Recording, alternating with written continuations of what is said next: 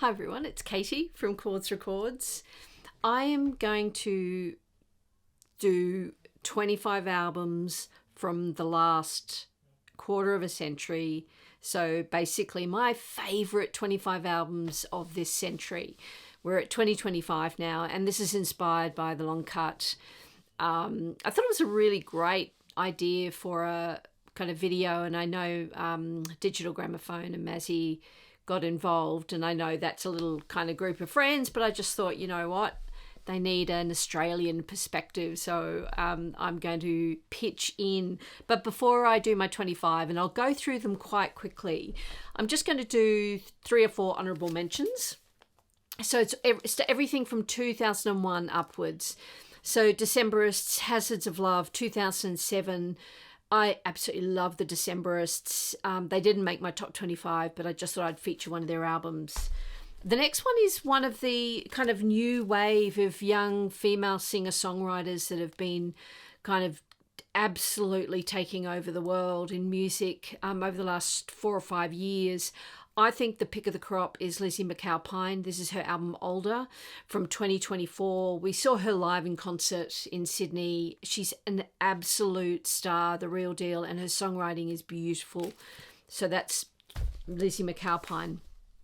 And then a couple of call-outs for Natalie Merchant. She didn't make my top 25, but this album from 2023, Keep Your Courage, was absolutely stunning and possibly my favourite album of that year. And I also want to shout out her other album, Motherland, from sort of very early on, around about 2001. 2 stunning albums. I love Natalie Merchant. So they're my honourable mentions. Right. The top 25, my favourite 25 albums of the century is kind of a video in 2 parts. I'm going to do a bunch of Australian artists and a few international artists, and that will take up the first half. And then the second half is all US artists. So if you want to skip ahead, you can go straight to the US artists, but the first lot, which I think is really interesting, and many of you may not know these artists, these are Australian artists, and this is in my top 25. This isn't ranked. I couldn't do that. So this is just my 25 favourite albums of this century. The first one is an amazing Australian artist called Bernard Fanning. He was originally in a rock band called Powderfinger.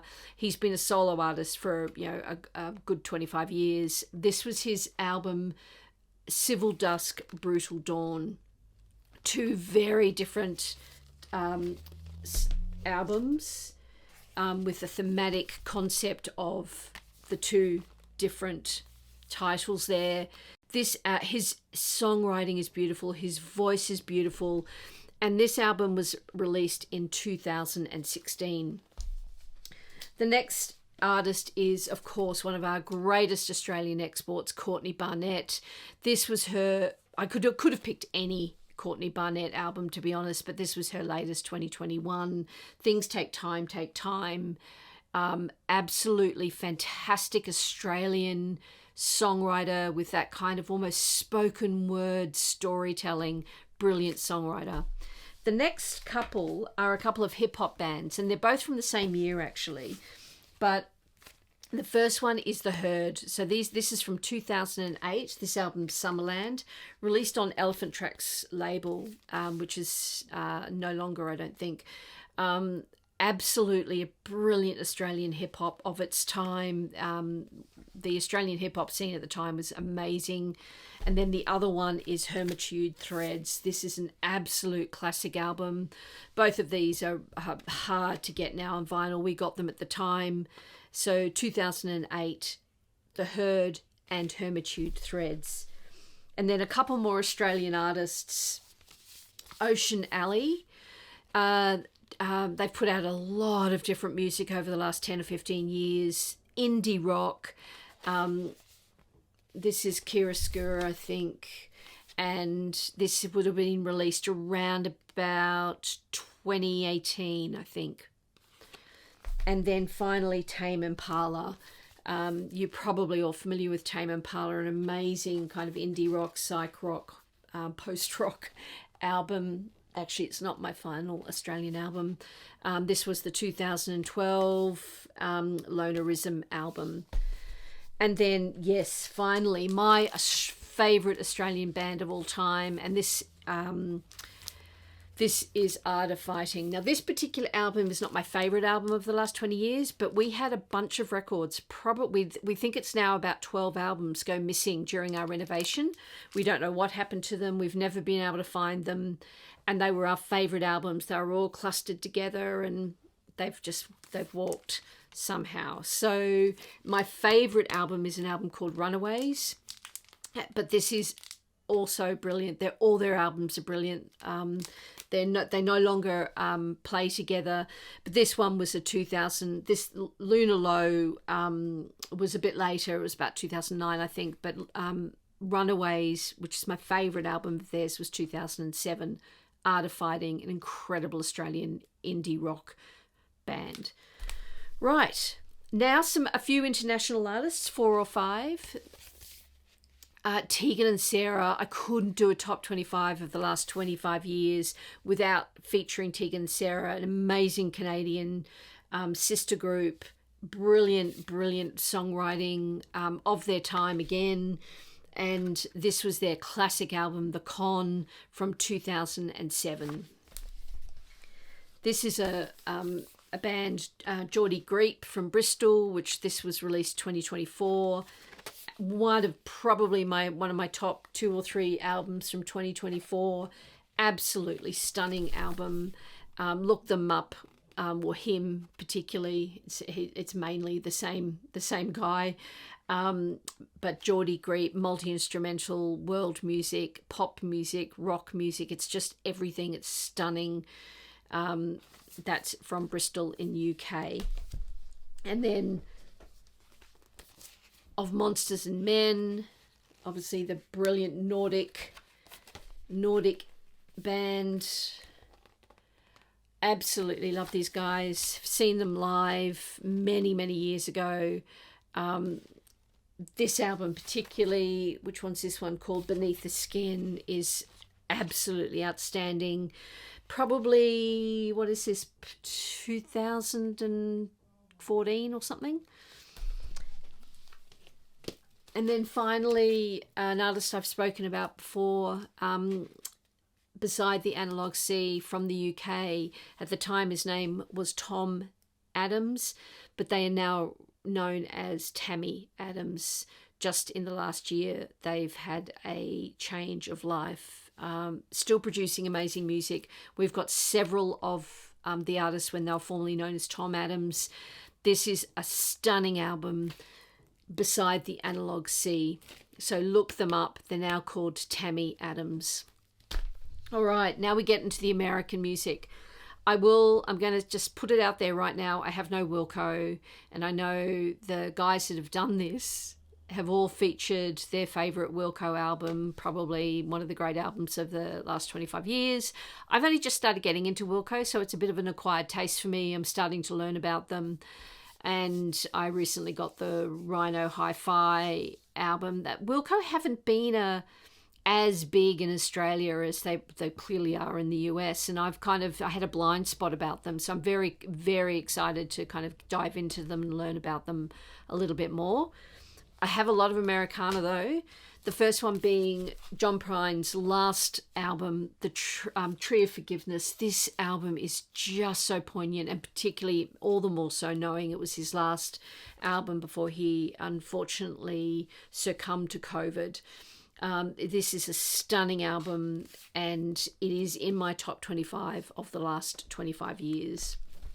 Okay, the next one is one that it might be an unusual inclusion. Amy Ray of the Indigo Girls. In 2023, I think it was, created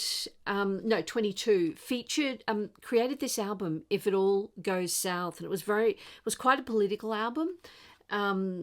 She's from the South. She's very much has her life down there, but of course she's a gay woman living in a very red state, and she talks in this album about the beauty of the people down there, and you can't judge politics by the community and the people. It's very much based around politicians. This album is so beautiful. The harmonies are beautiful, and it honestly has made my top 25 of the last 25 years. Okay, and the next one, what would be a Katie Chords video if I didn't feature a Brandy Carlisle? I'm a huge Brandy Carlisle fan, and this is my favourite Brandy Carlisle album, 2008, Give Up the Ghost. Absolute classic. Right. Huge Lenderman fans, and this Manning Fireworks, best album of last year, really. We saw MJ Lenderman at the Opera House, was it this year, or I think it might have been the beginning of this year. Have all his albums, been listening to him for years, have some of Wednesday, absolutely master indie rocker, and just so young to be but creating such incredible lyrics and songwriting. All right. The National, and the one that I've chosen, High Violet. Huge The National fan, seen them in concert 2 or 3 times, both overseas and in Australia.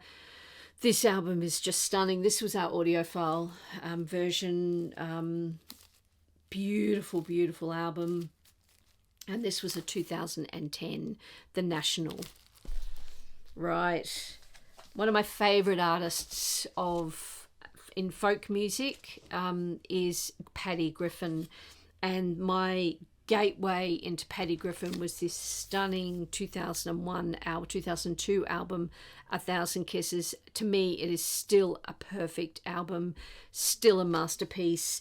It was released on vinyl only very recently. This is a weird blue Barnes & Noble version, not the highest quality, unfortunately, on vinyl. It's the only one I could get.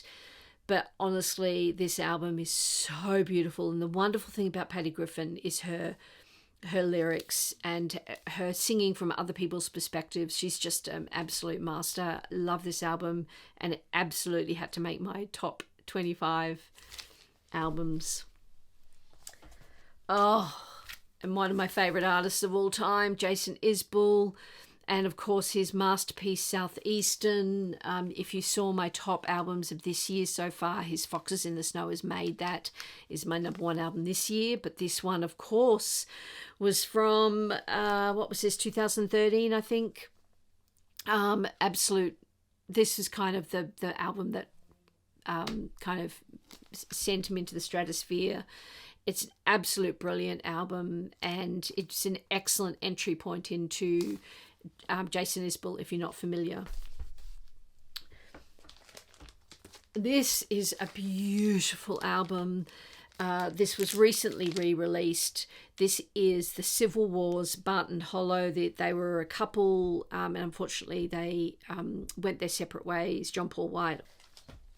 And this might surprise you. It's probably a bit of an outlier for the type of music I like, but I discovered John Legend when he was first kind of getting onto the scene, and he came to Sydney and played this tiny venue that had like two or 300 people called the Metro in Sydney, and it wasn't full, and I was able to see him live, and he was just phenomenal.